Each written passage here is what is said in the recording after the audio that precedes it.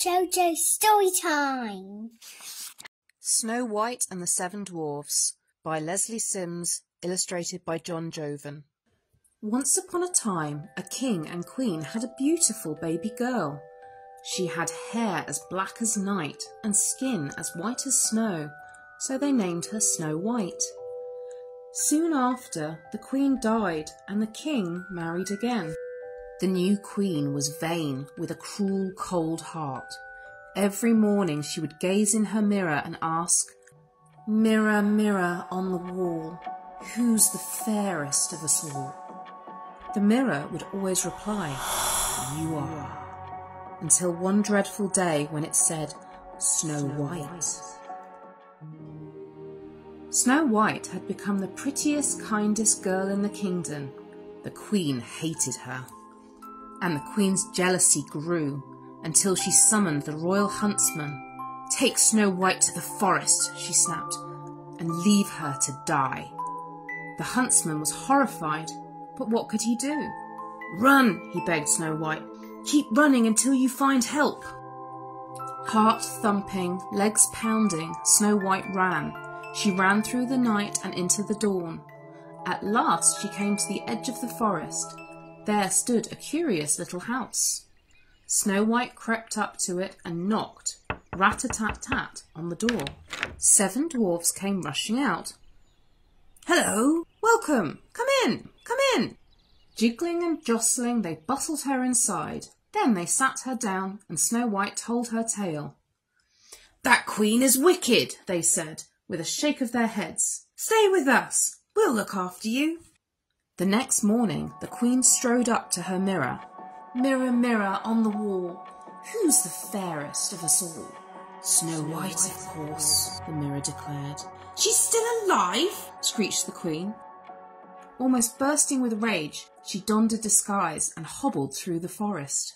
With a rat-a-tat-tat, she knocked at the dwarf's door.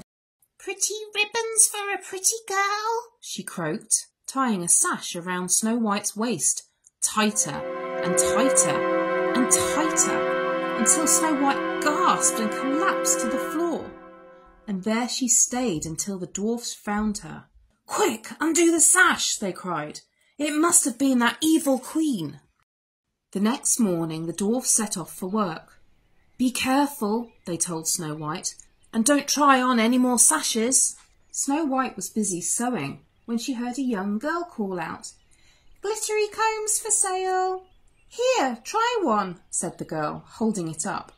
But as Snow White placed it in her hair, she fell to the floor once more. "Ha!" cackled the girl, turning into the villainous queen. "My poisoned comb will finish you for good." The dwarfs arrived just in time to snatch the comb away. When the mirror announced that Snow White was still the fairest of all, the queen was furious. "I will get rid of her," she snarled, and she cast a terrible spell. Crisp, sweet apple, rosy red. Just one bite and fall down dead.